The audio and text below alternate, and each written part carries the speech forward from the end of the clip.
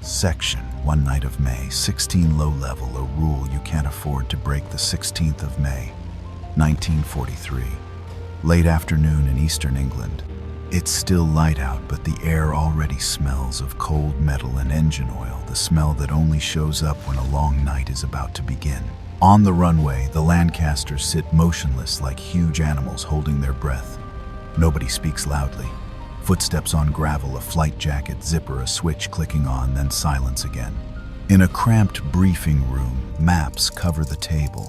Pencil lines run across the North Sea over the Dutch coast, deep into a region marked with short names that weigh like stone. Möhne and Eder. The targets are dams, and tonight everything depends on a thing that sounds almost absurd. The bomb must bounce across water like a stone skimmed sideways. Barnes Wallis's idea, a weapon many people shook their heads at in meetings, until it became the only plan left that still looked like it could work. At the center of the room, Wing Commander Guy Gibson isn't a man of long speeches. He looks at each face as if memorizing it. He doesn't promise anyone they'll be back. He talks about time, about the clock. Because this isn't a drop it and hope raid. It's a calculation. Fly low, hold speed, hold distance, release at the exact point. Miss the rhythm by a fraction and you lose everything. Clock. The clock starts running the moment the aircraft leave the runway. Low-level flight means everything is close. Water fields, power lines, treetops, and the sudden glare of flak. The lower you go, the deadlier it gets. But only low-level flight can deliver the upkeep bomb precisely enough. There is no reverse gear. Stakes. The cost of a tiny error is a fireball in the sky and an empty gap in the formation. The cost of a larger failure is worse. The dams still stand and the Ruhr, Germany's industrial heart, keeps breathing. But the cost of success isn't clean either. Water will surge downriver and take whatever is downstream with it. When you aim at a wall holding back a lake, you are aiming at what will become unstoppable once that wall is gone. Rule. Tonight's rule is brutal and simple. Fly so low you are not allowed to be wrong. Hold a steady speed. Release at the exact height and distance. And trust that the bomb will skip across the surface, cross defenses, press itself against the dam wall and detonate. Nobody can fix it mid-air. You get one chance to be correct. A young pilot sits in the cockpit, hands steady on the controls, eyes forward. He doesn't look around for reassurance. He looks at numbers, RPM, manifold, pressure, airspeed. In his headset, voices are clipped, broken by static. He thinks about low-level training flights in daylight and realizes those were child's play compared to this. Daylight gives you ground. Night gives you a black shape that can suddenly rise into a tree, a levee, a rooftop. Mid-fuselage, the bomb aimer hunches over his sight. Some aircraft carry tools so simple they feel almost primitive. Two beams of light converging on the water to measure height. A crude sight to judge range when two reference points on the dam line up. Not what you imagine in a grand operation. And that's what makes it frightening. Success hangs on something nearly handmade. Switch point of view elsewhere. Hundreds of kilometers away, the Möhne Dam lies quiet in darkness. The reservoir is a black mirror. A sentry walks the crest. To him, this is just another wartime night. Cold board alert the occasional distant siren. The dam has been there since before the war. It feels permanent. But tonight the air feels different. Wind slides along the water. A far-off engine note, real or imagined, seems to hover at the edge of hearing. Back to the takeoff. 19 Lancasters lift off in waves and slip into the night. Each carries not just a bomb, but expectation and fear. England falls behind into scattered points of light.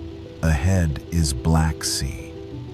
Then the North Sea spreads beneath them like cold sheet metal. Wind trembles the wings. Dark waves slap into each other.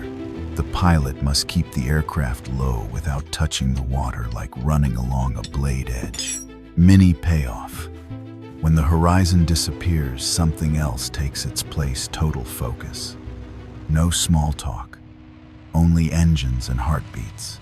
Sometimes it feels like the whole world has shrunk to the cockpit clock. The minute hand creeps, and every creep pulls you closer to Flak, closer to reservoir water, closer to a dam wall you haven't even seen yet. Cliffhanger. Just before land appears before, unfamiliar lights begin to flicker on the horizon. Gibson sends a short command on the radio, not to inspire, but to lock the rhythm in place. Stay low, stay right, don't miss.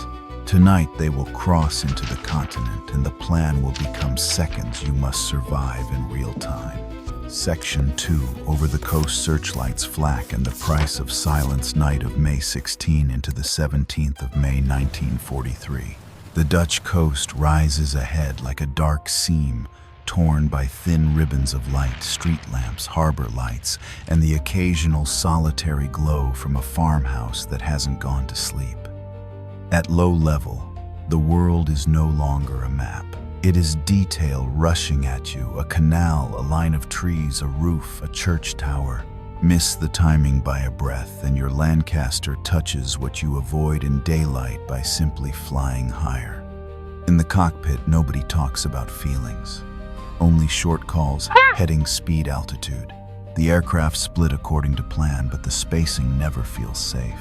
It's just enough not to collide and close enough to see the faint red glow of exhaust ahead like a thread guiding you forward. Clock. Now the clock doesn't count minutes. It counts windows of danger. Each town is a window. Each bridge. Each stretch of open sand that might hide guns. And the clock also counts fuel. Low-level flight burns more. Detours, avoidance, drift, all of it eats the reserve that was calculated tight. Stakes. If they're detected too early, the entire operation can dissolve before it reaches the dams. These Lancasters carry no plan B in the sky. Each aircraft is a piece of a larger equation. Arrival times attack order, how many release attempts each dam receives. Losing one aircraft isn't just losing men and machine, it is losing a drop, a chance, an option. Rule. The rule here is discipline and silence. Hold the low altitude, hold steady speed, keep radio to an absolute minimum. Don't save yourself by climbing. If you see danger, you dodge within the permitted envelope, then return to line. Don't turn a moment of panic into a beacon the whole sky can see. Inside the aircraft, the air grows warmer despite the cold outside. The navigator hovers over the map under dim red light. He tries to match river bends and canals to memory. But night does not look like paper. Rivers resemble one another. Canals resemble one another. And at low level, you don't have strategic vision. You have a narrow corridor, and it is sliding past fast. Then ahead, a white streak cuts the darkness like chalk across a blackboard. Nobody needs it explained. Flak. A curve, then a cluster. Not a hit yet, but it's the first knock on the door. A captain clenches his jaw and keeps the aircraft steady. Instinct screams climb, but the operations rule demands the opposite: go lower, slip beneath the gun barrels before they can depress. The cold from water and grass rises and slaps you awake. Here, you're not only dodging shells, you're dodging power lines, signal masts, embankments. Switch point of view. In a coastal flak battery, a young gunner looks up. He doesn't see a formation. He sees a single enormous shadow ripping by, so low he feels it in his chest. He freezes. His first reflex isn't to fire, but to doubt his eyes. Then a second shadow. A third. Things that should not be that low. Searchlights sweep, trying to catch an angle. But the aircraft are too low, too fast, blended into trees and rooftops. Orders shout. Metal clanks as guns swing. The first sharp burst cracks out. Nobody says target. They say direction. Everything happens like sudden rain. On the Lancaster, metal taps the skin like stones thrown hard. Small sounds, but enough to silence everyone. The flight engineer watches needles tremble. Off the left wing, another aircraft tilts slightly to avoid a tall obstacle. The moment stretches because danger always slows down inside your head. Mini payoff. A small town slides under the belly so fast you only catch a pale street and a bicycle leaning against a door. No siren, no voices, just two wars overlapping, people asleep and people flying as if breathing is not allowed. A Lancaster ahead disappears into darkness, leaving only a dim exhaust ember. In the headset, a brief call, then nothing, no questions. The rule is minimal radio, harder to track, harder to direct fire onto. But silence has a cost. You don't know what happened to the shadow that vanished from your sightline. Gibson, elsewhere in the black sky, keeps tempo like a drummer holding an army's march. He can't see everything, but he can feel the night's speed through scattered reports. He knows they're entering the most dangerous stretch, denser flak, more complex ground, and a harsher penalty for any slip. Clock. As the night deepens, the operations clock tightens. Every late minute is a minute for defenses to wake. Every too early minute is dangerous. Too wrong moon, wrong cloud, wrong angle over the water. Time isn't yours. You're borrowing it. Stakes, they're flying into Germany with more than bombs. They're flying into a system that can swallow them with flak and fast reaction. If that happens, the story of the bouncing bomb ends in some anonymous field and no one at home will know why. Rule. The last rule of this leg is repeated like an oath. Don't climb to outrun fear. Don't switch on lights. Don't shoot back uselessly. Hold the line. Hold the rhythm. Arrive on time. Cliffhanger. Ahead, the dark spread of the Möhne Reservoir begins to appear wider than any river they've crossed. It no longer feels like a map location. It feels like a stage. At the far end, the dam wall waits. The first Lancasters reduce power, drop even lower, and the formation holds its breath for the hardest part, a low-level approach under flak to release a bomb that must bounce like physics turned into a miracle. Section 3. Möhne Reservoir. The bomb must bounce, and the wall must not be allowed to slip away. The Möhne Reservoir opens under the Lancaster like a black void, so smooth that even a thin slice of moonlight feels suspicious. From far away, it is ink. From low altitude, it has weight. Every vibration, every small altitude change is amplified. The approach line runs straight toward the dam. At the end of that straight line, lights along the crest form a thin, bright seam like a thread tying the night down. Nobody says, now, but everyone knows. The formation shifts from infiltration to execution. Speed tightens. Height locks.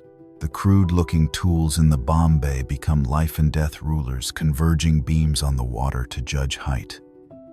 A sight to judge range when the dam's reference points align. Clock. The clock is no longer distance. It is drops. Each drop is one chance, and each chance requires another straight run into flak. Miss and you don't only waste a bomb, you waste time. The whole operation cannot spare because aircraft behind you are waiting on tempo. Stakes. If Möhne doesn't break, the bouncing bomb becomes a strange idea buried with this night. If it breaks, water will burst out like a door blown open and flood the valley, bridges, rails, factories, everything downstream. Success is not just a target destroyed. It is a shift in the Ruhr's industrial breathing. And that's why the defenses here are not casual. They're a trap already ready to close. Rule. The release rule is as cruel as it is precise. Fly low enough for the bomb to kiss the water at the right moment, but not so low you strike the surface. Fast enough to bounce, not so fast you overshoot. Release at exactly the distance that allows the bomb after several skips to press against the wall and detonate at calculated depth. You don't feel this. You obey numbers, tools, and discipline. The first Lancaster enters its run. The captain holds the aircraft like a knife-straight line. Eyes flick from water to instruments to the light seam on the dam. The navigator calls numbers in a steady voice, trying to become a metronome. The bomb aimer watches the twin beams beneath the aircraft separate and converge. When they converge at the right point, the altitude is correct. Flak wakes up. Tracer rises from both banks. It doesn't need to see you in daylight. It only needs to guess the corridor, and your corridor is obvious straight over the water to the wall. Each burst is a reminder they were waiting. Switch point of view. On the dam, a sentry leans and looks down at the dark water. He hears wind and the faint lap at the base. Then an engine grows like distant thunder, becoming a continuous roar. He looks up and sees a shadow impossibly low skimming the surface. It's so close, it feels like the air compresses. He shouts for others, but his voice is swallowed by engines and the first gunfire. In a heartbeat, he understands this isn't a normal bombing run. Too low, too straight, too committed. The strangeness itself is terrifying. The attackers know exactly what they're doing. Back in the Lancaster, the bomb aimer waits for the 1 second that matters. This is not a moment for heroics. This is a moment for exactness. Steady, steady. The count is quiet, like counting a heartbeat. When the range sight locks and the beams converge correctly, he pulls the release. The bomb drops. For a fraction of a second, everyone expects it to fall like every bomb ever. But this is upkeep, spinning fast like a wheel. It hits the water and it does not sink. It skips. Once, then again, throwing brief white scars across the black surface. Mini payoff. Sometimes you witness something that does not belong to the old rules. This is one of those moments, a bomb skipping across a reservoir under flak like a stone that carries the weight of an entire operation. But bounce isn't safety. Each skip can drift wind, ripples, tiny height errors. The bomb must arrive at the wall on the correct line. While it skips, the Lancaster must pull away, escape the killing corridor. The captain eases the aircraft up just enough to clear water and bank flak, ripping past like thread drawn tight. In the headset, a single word, not praise, just report released. Then silence. Everyone watches the dam, waiting for a sign they do not control. Clock. These waiting seconds are the longest. You've done your part. The result belongs to physics and fuse timing. And the clock is not only counting for you, it's counting for the aircraft behind. When do they run? Has the wall changed? Has flak intensified? Stakes. If the bomb doesn't press against the wall, if it detonates too far out, the dam may only counting chip. Then more drops are required, more straight runs into the guns. Lives and time are pushed deeper onto the table. Rule. The rule now, don't stare back too long. Don't fall into emotion. Another run is coming. If the first aircraft fails, the next must go in with the same calm, the same numbers, the same discipline. Cliffhanger. A deep, muffled thump rolls from the dam like a giant door struck from within. The water trembles. Nobody can see clearly, but everyone feels it. The wall has been tested. And now the next Lancaster drops lower into the straight run over the reservoir to repeat the impossible, under brighter lights and thicker flak. Section 4. The wall breaks, water escapes, and the price of success. No one in the Lancasters can see the whole picture. At that altitude, you see a seam of lights along the crest, the dark bulk of the wall and water reflecting faintly. You hear flak engines, clipped numbers, but you cannot hear what matters most. concrete cracking pressure, finding weakness, the dam beginning to fail. After the first drop comes a cold gap of waiting, then a second run, a third. Each approach is another ride into the corridor of death, straight over black water into a wall where guns have learned your line. Flak thickens. Searchlights cut closer. Tracer no longer scatters, it starts to weave. Möhne's clock is now patience and attrition. You can't skip because it's dangerous. You can't attack forever. Night is limited, fuel is limited, and most of all, the number of aircraft carrying upkeep for Möhne is limited. If the wall still stands too long, the choice appears: pay more or move on. Each delayed minute is another chance someone doesn't make it home. Stakes. Another truth grows. With each second, success here will unlock a catastrophe. The crews don't say it, but it sits in the silence between commands. When the wall goes, water will race through valleys and towns, over bridges and rails. That is the operation's intent. But when you imagine the tiny lights below, you also know the water doesn't distinguish between a factory and a house. Rule. The release rule doesn't change correct height, speed, distance. But another unspoken rule is harsher. You cannot let your body exhale after surviving a run. Exhale turns into shaking, and shaking becomes error. A Lancaster enters its run. The captain holds the aircraft so low the water feels touchable. The bomb aimer stares at his sight. The converging beams are an exclamation point on the surface. Flak bursts rip the air into fragments. Then the lock appears, brief, fragile, but enough. Release.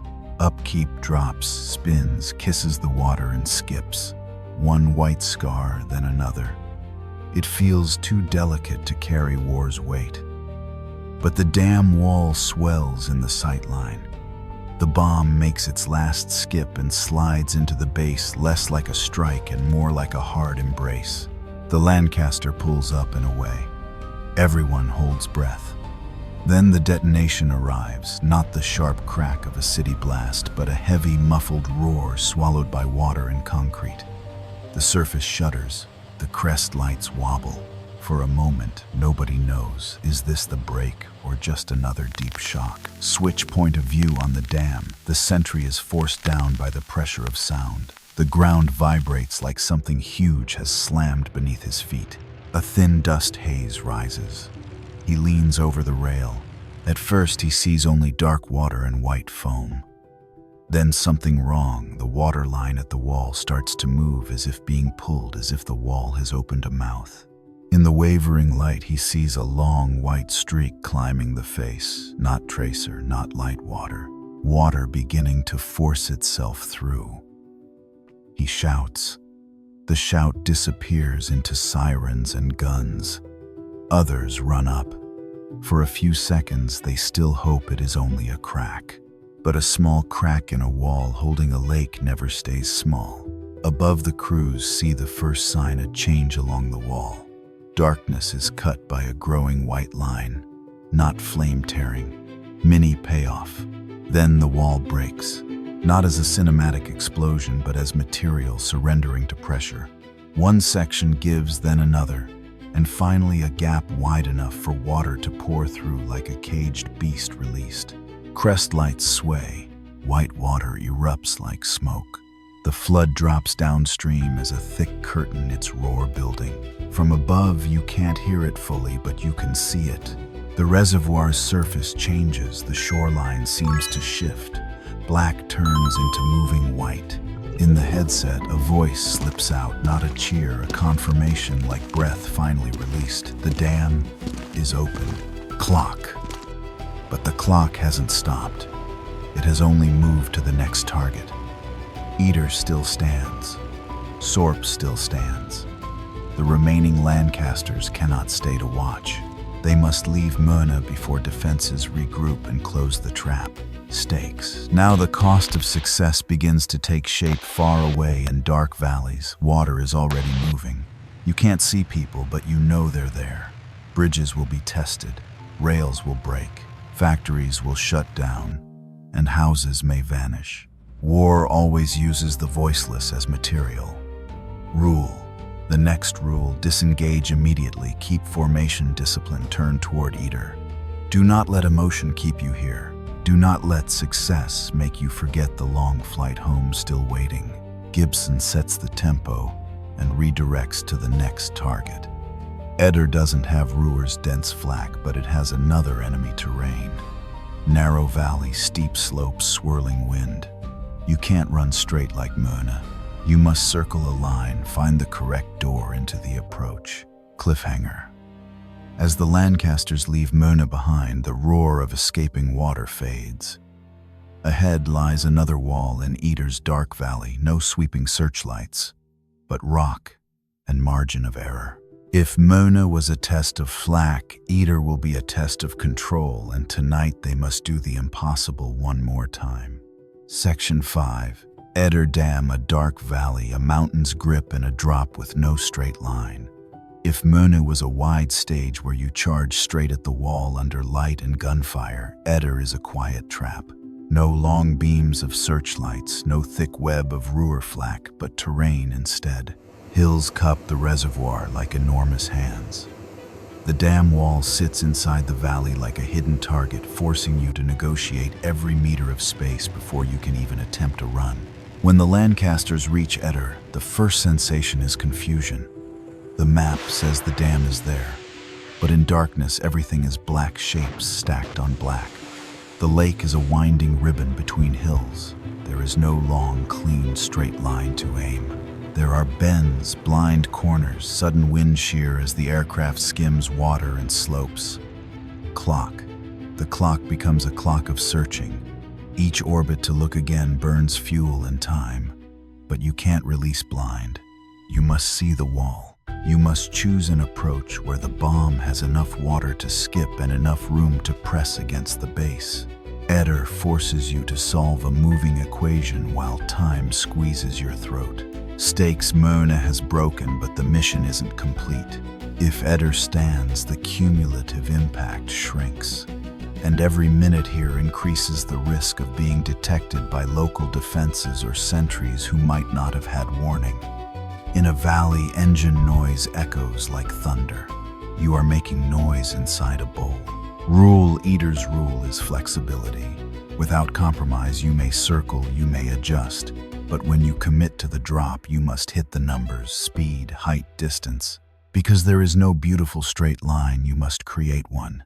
Choose a curved entry that becomes straight for the last seconds, the only seconds that matter. A Lancaster starts its orbit. From the cockpit, the captain sees water so close it is terrifying. The shadow of the mountain on the left feels like a second wall. Here, you're not just avoiding shells, you're avoiding rock. The navigator calls headings using few reference points. A faint village glow, the curve of shoreline, the shadow of an auxiliary embankment. Everything is dim and a small error becomes a large wrong turn. In the bomb bay, the aimer waits, but this is not Möhne's waiting. There you waited for lock. Here you wait for sight. Switch point of view. Down in the valley, a local wakes to an unfamiliar roar. Not wind, not a truck, a heavy, steady sound from above. He steps outside and looks up. In darkness, he catches only a huge black shape passing, low engine noise slamming into the slopes and shaking windows. He doesn't understand. He only sees the lake briefly reflect a moving shadow, then it's gone. At a small sentry post near the dam, a guard lifts his head and tries to fix direction by ear more than eye. In this valley, sound arrives before sight. It feels like the mountains themselves have begun to breathe harder. Back in the Lancaster, the crew finds an angle. The Eder wall appears not bright like Möhne, but dark and blunt like the back of a giant.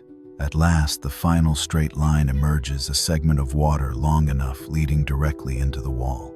The captain drops lower. The twin beams converge on the surface, shivering in swirling wind. The bomb aimer stares through his sight, trying to make reference points fit while the valley tries to drag the aircraft sideways. This is the hardest part: precision when the environment refuses stability. Clock. The release window is shorter here. No time to correct. You decide in one breath. Stakes too early and the bomb will skip wide and detonate away from the wall. Too late and you pass the optimum point with not enough water left to force the bomb against the base. Every miss burns a precious attempt, and there are not many. Rule, final rule, trust the lock even as the wind tries to peel you offline. Release. Upkeep, drops and skips. At Eder, the white scars are clearer without a bright web of tracer. It bounces, then bounces again, searching for the wall in darkness. The Lancaster pulls up, slipping away from the slope engines, rising a notch to escape. Mini payoff. The detonation rolls through the valley like lightning trapped. The water trembles. A section of the wall seems to soften in flickering light, but nobody dares say it has broken. Eder might hold longer, or it might have begun to crack. Another Lancaster prepares to commit. They must repeat it in the same valley, the same wind shear, the same feeling of flying inside a funnel. Switch point of view. On the crest, a guard runs along the rail and looks down. He sees foam, sees unfamiliar patterns of flow as if water is searching through a wound. Engine noise fades, then grows again. Another aircraft is circling back. Clock time at Eder is bent by orbits. Each circle is a reminder: break now or you will run out of chances. Stakes. Success here adds another blow to power and industry. Failure makes the operation only half a story. Rule: don't rush. Don't hesitate. Between the two is a thread-thin line, and they must walk it. Cliffhanger. In the valley darkness, Eder still stands, but it is no longer silent. It begins to answer with tiny cracks you cannot hear, only guess by the water's movement. And as the next Lancaster drops into the final straight line, everyone understands: if Eder falls, it will fall in the next minutes, or it will not fall tonight at all. Section 6. Eder falls 2 flows of water, 2 breaths, and the night's unfinished part. It happens like material making a slow decision, endurance stretched to an invisible point. Then suddenly the wall begins to surrender in the language of stone and concrete. The Lancasters circle one by one, waiting to pass through the same narrow door in the same dark hallway. Another run, and another. Same height, same speed, same rare lock in swirling wind. Repetition does not soothe, it exhausts, because every repeat stretches nerves to the limit. Clock. Now the clock is the clock of a last opportunity. Fuel in some aircraft has dropped to no margin. The way home is long, and if they must choose between one more drop with the risk of not returning at all or leaving now so at least men come back, this is where that choice emerges. Stakes. With Möhne broken, one door of water has opened. If Eder also falls, the second door opens, compounding the impact not only on infrastructure but on psychology, proof that untouchable things can be bent by the right idea and a night of sufficient courage. If Eder holds, that message weakens, and the sacrifice will be questioned by the very men who survived. Rule. The final rule at Eder: don't fix the story with words. Fix it with numbers and discipline. Correct altitude, correct speed, correct release, then escape the valley before error becomes collision with rock. A Lancaster commits. The captain holds the aircraft as if suspended on an invisible wire. The navigator calls headings, voice hoarse, from too many orbits. The bomb aimer watches the surface where the beams converge, trembling like an irregular heartbeat. In the last seconds, the valley seems to tighten. Wind shear tugs a wing. Altitude jumps. The sight locks. The beams converge. Release. Upkeep skips across the lake, familiar but never safe. Each bounce is still a prayer to physics. It slides to the base. The Lancaster pulls up and clears the slope, and this time the detonation seems stronger, longer, as if the valley has been struck like a stone bell. Switch point of view on the dam, the guard feels it before he sees it. The crest shakes, but not like earlier shocks. This is the tremor of something losing its internal bond. He leans over and sees white water, not scattered foam now, but a concentrated flow like a water blade cutting concrete. Then the sound of cracking arrives, not loud, but enough to raise goose flesh, like dry wood snapping but heavier. And then a section of wall is pulled away by pressure, as if fabric torn from a frame. Mini payoff. Eder begins to collapse. First, a wide gap opens, then it widens and water blasts through like an animal released. Not a stream, but a mass, thick, white, roaring. In the dim night, foam and concrete dust become a low cloud masking the base. From above, crews see the reservoir change. The shoreline moves. Water, once the flat surface for a skipping bomb, becomes motion that cannot be reversed. There is a moment of radio silence, as if everyone is watching the same image and no one knows what words fit. Then a short confirmation, Eder. Open. Clock.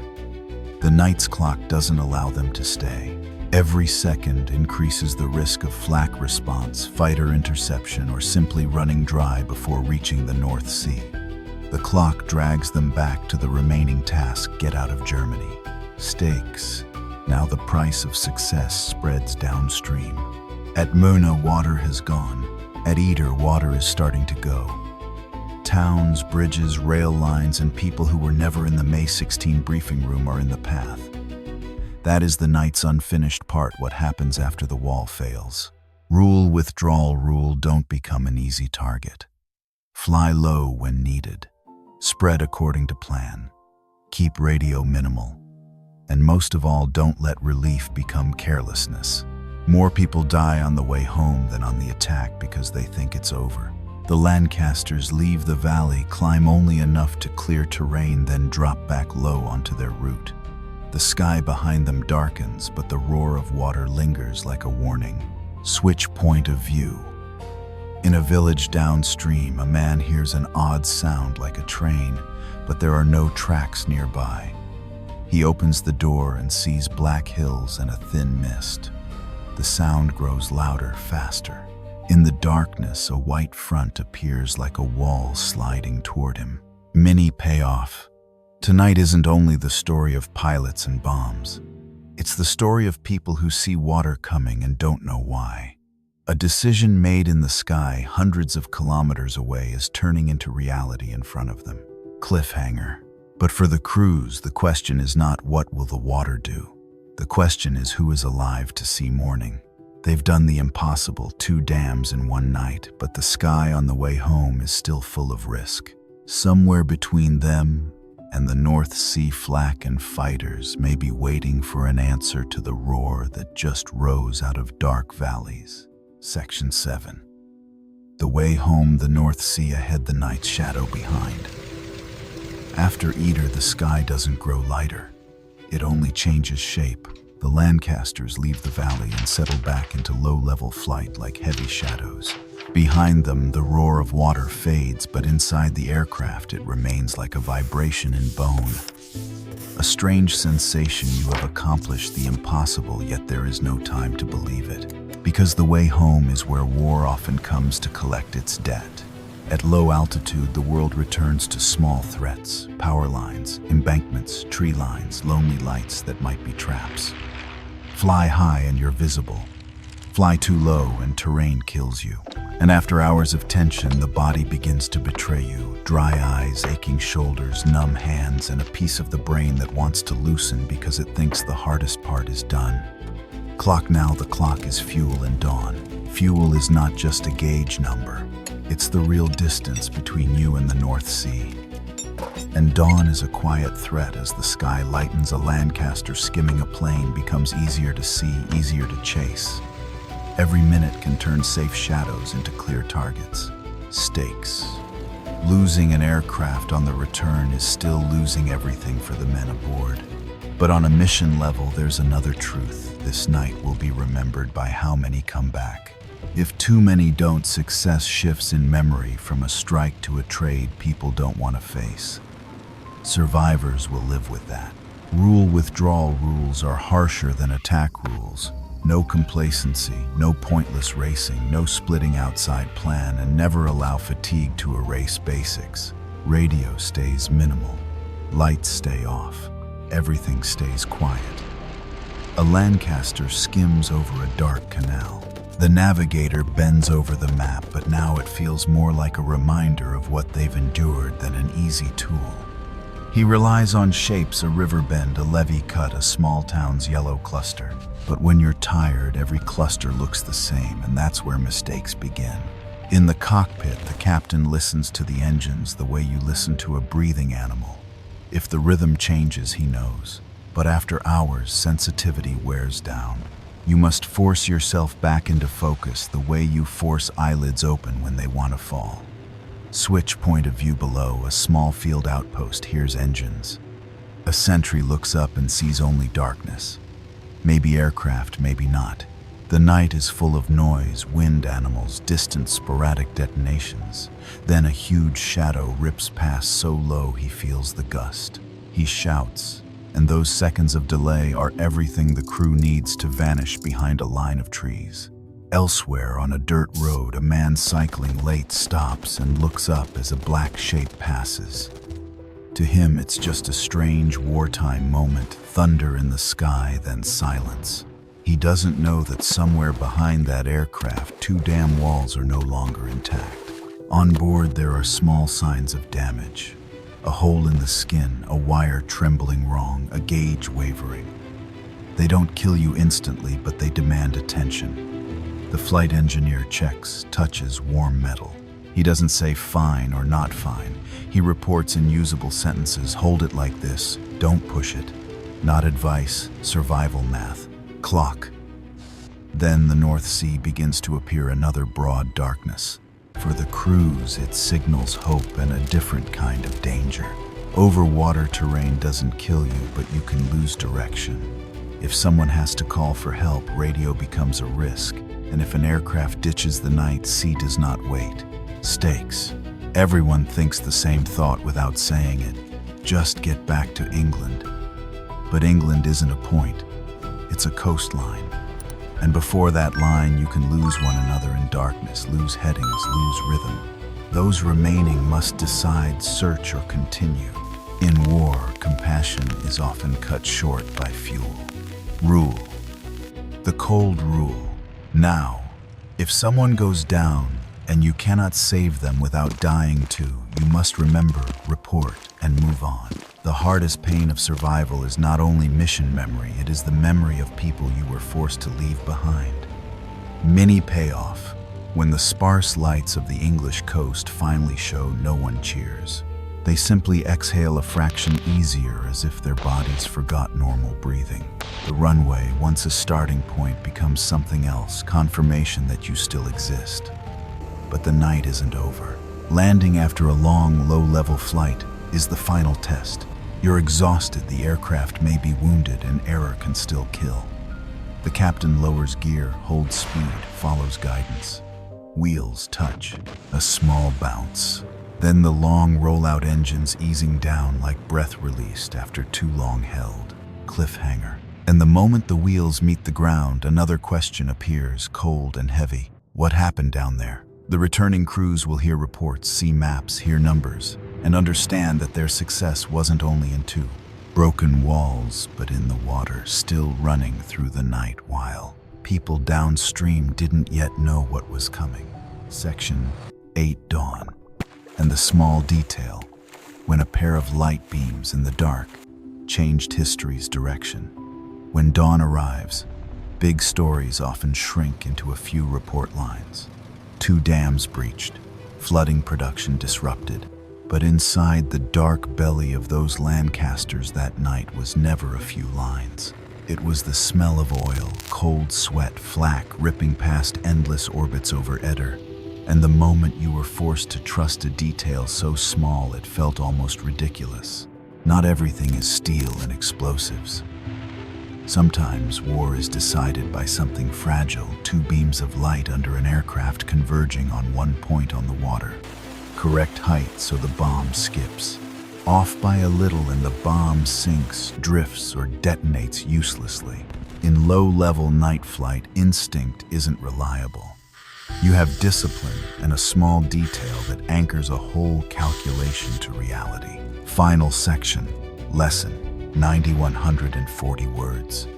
You might think history turns because of a big decision or a big explosion, but sometimes it turns because of a small detail people barely mention: two light beams converging on the water to lock the release altitude. On a night pulled tight like wire, that detail turned a crazy idea into an action you could repeat precise enough for the wall to start cracking. You can do the same when everything feels chaotic. Find your own convergence point, a habit, a number, a tiny principle you can hold. It won't erase fear, but it will keep you from slipping off what matters.